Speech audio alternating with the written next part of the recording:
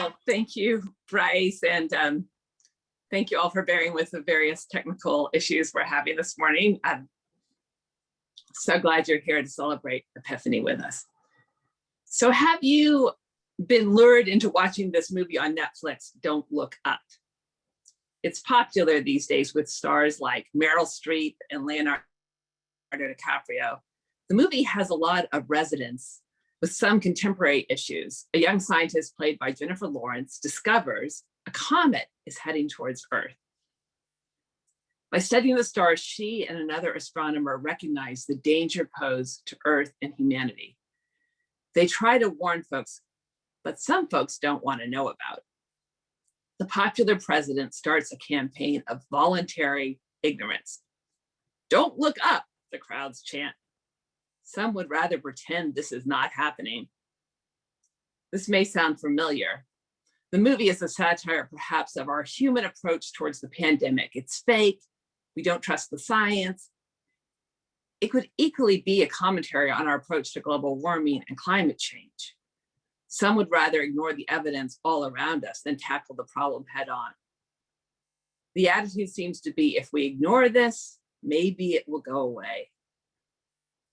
The astronomers bring the truth.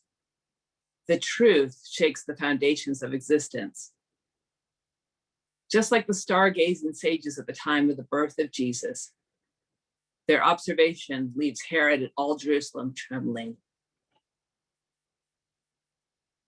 Will you pray with me, please?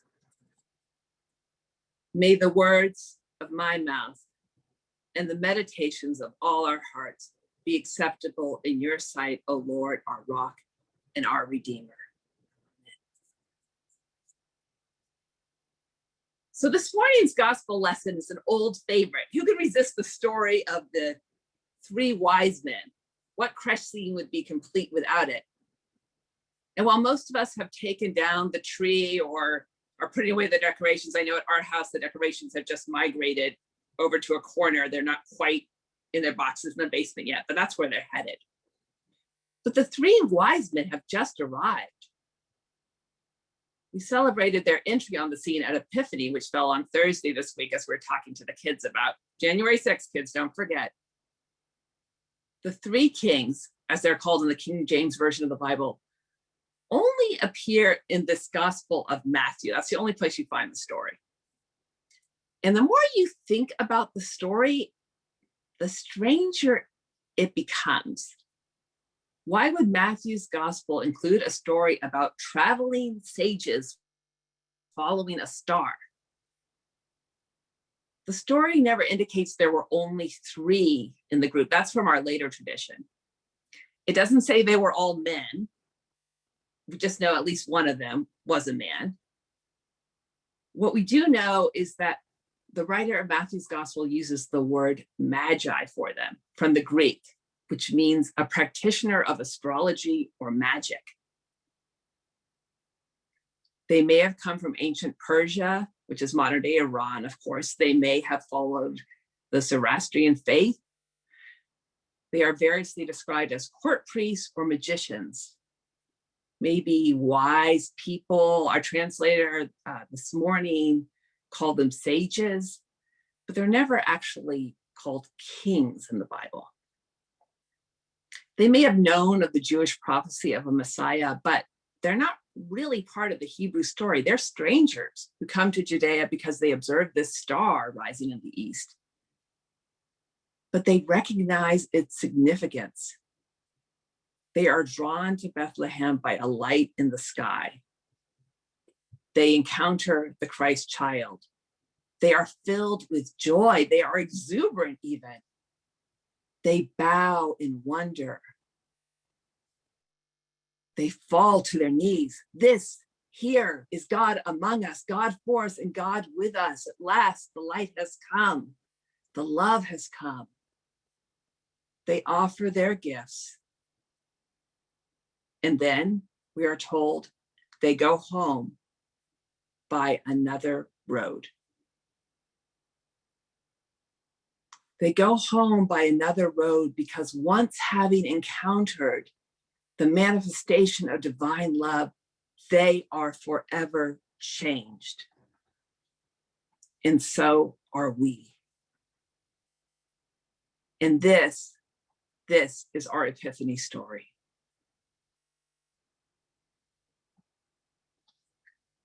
Now, an epiphany is often thought of as a sort of eureka moment. Like, I just had an epiphany about something. I remember my mom saying that all the time.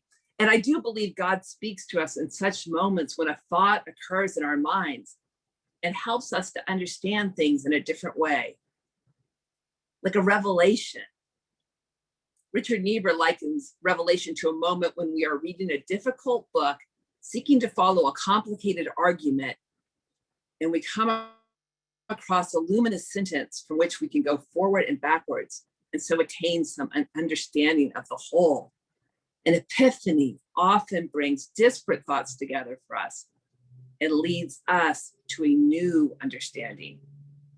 It's a kind of light that comes in the darkness of our minds, a guide, a wisdom, a star to follow when we need it most.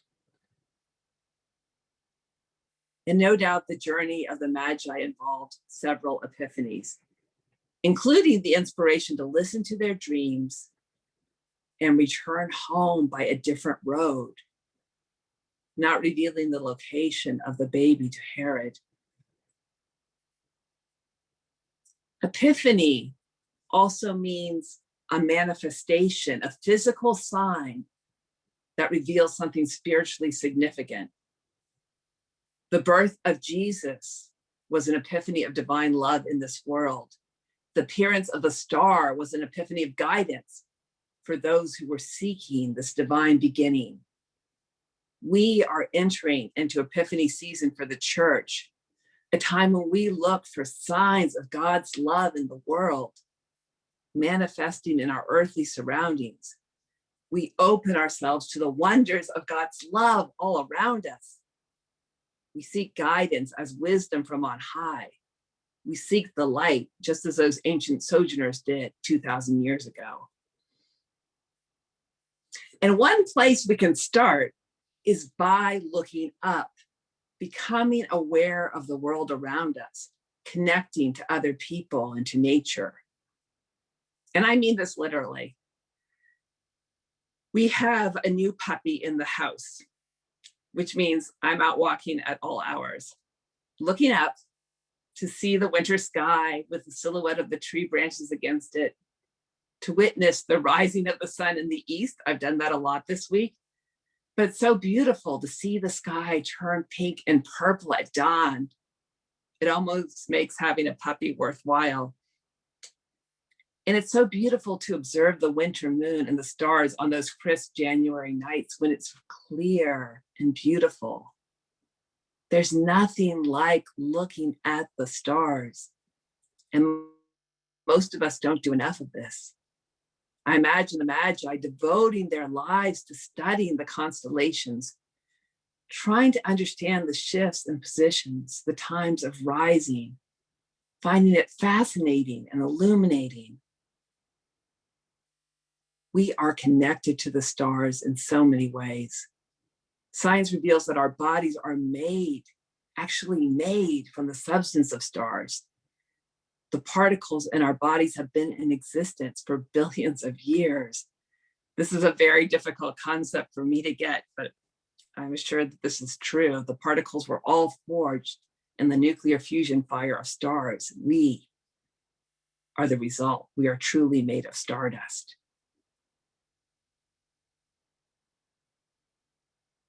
When we look up, we find that God has created this earth as the most beautiful cathedral imaginable. It sort of pales in comparison our plans to beautify the pilgrim sanctuary, when what we really should be doing is going outside and enjoying the beauty that God has created. Writer Annie Lamont includes in her list of the top 12 things she knows for sure, the fact that God is in everything around us.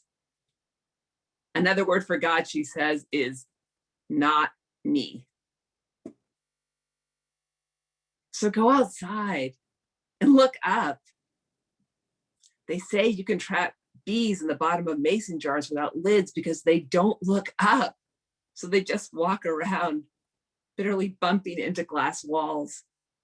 Go outside, look up, enlarge your vision. Epiphanies are waiting. And I would add, don't just look up. Look sideways too. Look at who is next to you. I remember when I started doing my chaplain training during a summer internship in Connecticut. We were a group of 6 interns from different faith groups, different ages, different backgrounds and cultures. One woman was from communist China studying at BU, but very fearful of what would happen when she returned to China. Another was a Catholic woman who could never be ordained, yet she wanted to be a chaplain. Another was a very serious young Lutheran man whose career and life I have followed. But if I ever doubted my faith, I would just look beside me and listen to these other trainees. They were so motivated by love to be present for the patients who were sick or dying. I was in awe of this group as they described their journeys of care and prayer with the patients in that little hospital in New London, Connecticut. These interns, were epiphanies. They were manifestations of God's love in all variety of forms. And they helped me to understand why Jesus sent the disciples out 2 by 2. Because doing the work together keeps us going. And how could I doubt a God who created such good-hearted, love-filled, not perfect, none of us are perfect, but good-hearted and love-filled people. Manifestations of love surround us in people, in nature, and in thoughts that come like inspirations. When I look at this pilgrim congregation, I see manifestations of God's holy being, a light reflected in each of you, reflecting love in so many different ways. And it fills me with joy. And at times I will say even exuberance for what this congregation can do together as we bring God's love to this world.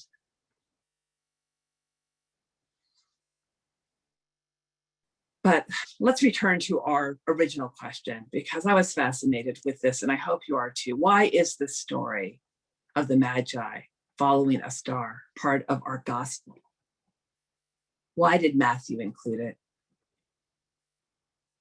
So one obvious reason is because it makes the plot of the story of Jesus's young years move forward. Herod is extremely angry when the Magi do not return with the information about Jesus's whereabouts. Joseph is warned in a dream to take Jesus to safety in Egypt, while Herod decrees the killing of all male children under 2. The relocation of Jesus to Egypt fulfills a prophecy and sets him up to be the new Moses, which is a really important part of the Gospel of Matthew. Or maybe you think like the story's here to impress us with the importance of Jesus. These are kings visiting Jesus according to tradition. But there's something else too I think we should consider. Something this beloved story of these 3 gentle Magi visiting our crushed scene has to offer us for today. The Magi were different. They were outsiders. And they'd been deliberately portrayed as exotic. They were coming from the East, a strange place, 3 kings of Orient, as the song says. And they were not of the Jewish tradition. They were Gentiles in reality. Astrologers, who usually get short shrift in the Hebrew scriptures, but also cosmologists, sky watchers of the ancient tradition.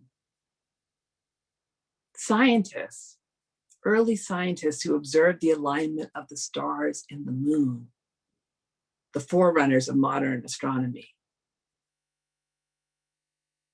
Foreigner, outsider, yes. Of a different creed and faith, yes. Yet they followed the star straight to Jesus.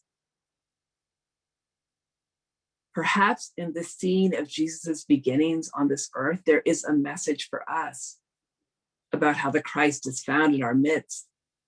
The story of the Magi invites us to open our minds and enlarge our hearts, to recognize there are different approaches to understanding the truth. There are different ways to approach Jesus, different paths to God. There are seekers in our midst who may come to the universal Christ by a different road. The revelation of truth, the epiphany is love. The route we take to this truth is our own. In our UCC churches, we often say, no matter who you are or where you are on life's journey, you are welcome. We welcome the seeker. And we seek what draws us closer to God, no matter what tradition this practice comes from. This story is in the Bible to remind us from day one that God's love was far more open-minded, more hospitable, and more welcoming than we can ever imagine. And that there's nothing to fear from those who seek God by a different path. God's love declares, seek me and you shall find me. Follow the star. All are welcome. We are all taking that journey towards embodying love more and more fully. A spiritual teacher and guru Ram Dass says, we are all just walking each other home. Home to a place where we reflect the light of love more clearly and brightly, so we can be here now and be love now. And this love means the same thing for every human being. This journey we all go on. God is love. We come from God. We return to God. And in between, we manifest love.